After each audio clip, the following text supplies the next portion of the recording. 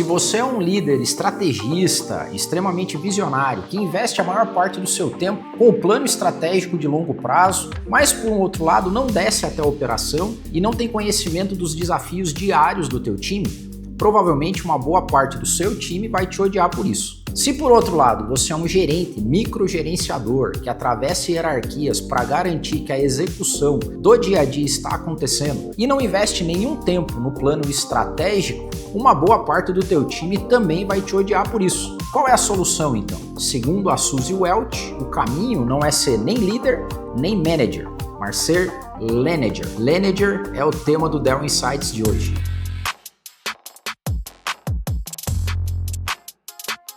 Suzy Welch, escritora, jornalista, professora de business da Universidade de Nova York, foi esposa do Jack Welch, o famoso Jack Welch, CEO da GE, autor do livro Paixão por Vencer, que foi um best-seller. Mas eu queria falar de um livro que foi escrito pelo Jack e pela Suzy, que se chama O MBA da Vida Real. E é nesse livro que a Suzy faz a provocação da distância que nós temos entre o mundo acadêmico, o mundo da teoria de negócios, para o MBA da vida real, para a vida real, a vida que acontece na sua empresa, na minha empresa, todo santo dia. E aí, quando a gente coloca isso na perspectiva, a gente começa a entender um pouco mais sobre os desafios culturais que você, empresário, tem na hora de atuar como líder ou como gerente. Antes de mais nada, eu queria falar sobre um incômodo que existe nos projetos culturais, é aquilo que eu chamo da cultura Ctrl+C, Ctrl+V, que vem desse mundo acadêmico ou do mundo do benchmark. O próprio Peter Drucker também disse que quem vive de benchmarking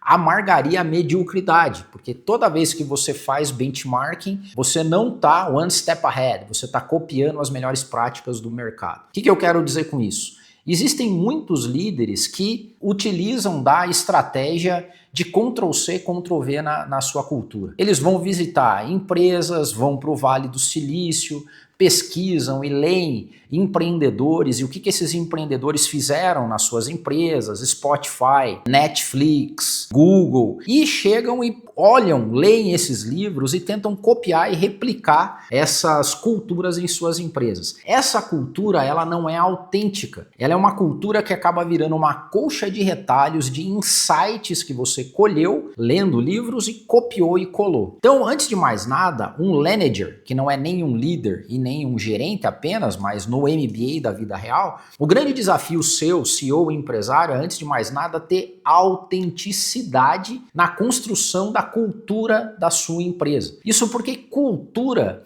ela carrega muito aspecto prático, conceitual, territorial e até geográfico. Outra dica que eu dou também para entender um pouco desse efeito da cultura e a realidade dela para a geografia é o documentário American Factory, a fábrica americana, que conta a chegada e a instalação de uma fábrica chinesa nos Estados Unidos e como essas culturas conflitavam. Quando a Suzy Welch faz a provocação de que hoje o futuro ou o MBA da vida real, ele deve levar em consideração o dia a dia, é que no dia a dia seu, empresário, CEO, não existe essa divisão clara, hoje eu sou líder, amanhã eu sou gerente. Isso é um combo que vem no dia a dia da sua empresa. Então por isso que ela diz que você não deve ser nem líder, nem manager, você deve ser um Lenager. Agora, como ter sucesso na construção da sua cultura sendo um Lenager? E é isso que eu quero gastar um tempo nesse vídeo te explicando. Primeiro ponto, todo Lenager, ele é uma pessoa hábil em explicar o porquê das coisas para o seu time. Se você vai investir tempo no planejamento estratégico, visão de curto, médio e longo prazo, você tem que explicar o porquê aquilo é necessário para os seus colaboradores. Colaboradores que não entendem o porquê das coisas, eles tendem a te odiar por isso, porque falta sentido e conexão nas coisas que você faz.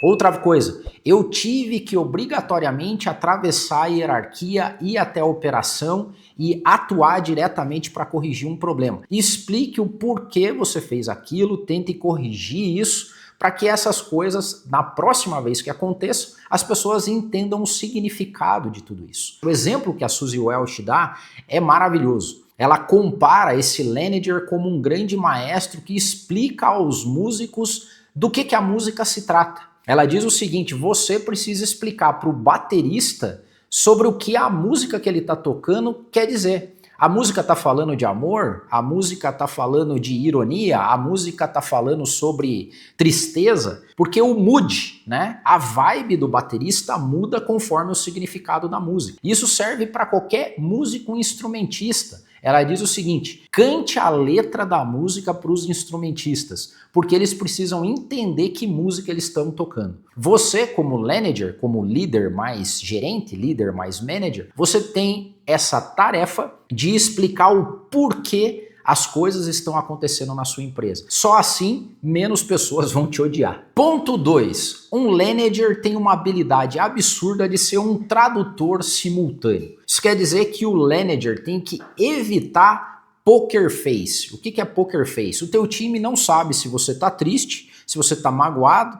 se você está pé da vida pelo resultado que não veio, se você está eufórico. Então, líderes mais gerentes, os tais dos managers, eles têm essa habilidade de tradução simultânea. Para isso, você tem que ter uma necessidade de desenvolver diplomacia. Tem um livro famoso do Edward Hall, o nome do livro é The Silent Language, a linguagem silenciosa, onde o Edward Hall pesquisou embaixadores e diplomatas americanos que eram enviados para países com o requisito de falarem a língua, né, falarem fluentemente a língua do país no qual eles seriam diplomatas. E ao longo do tempo, a pesquisa deu cabo de que não adiantava simplesmente falar a língua, né, fluentemente a língua do país que eu era diplomata, mas também a minha linguagem verbal, a minha expressão, o brilho nos olhos, a gesticulação, ou seja, o corpo fala. O Edward Hall, a partir daí, né, vários outros escreveram sobre linguagem corporal, mas uma coisa é clara para um manager: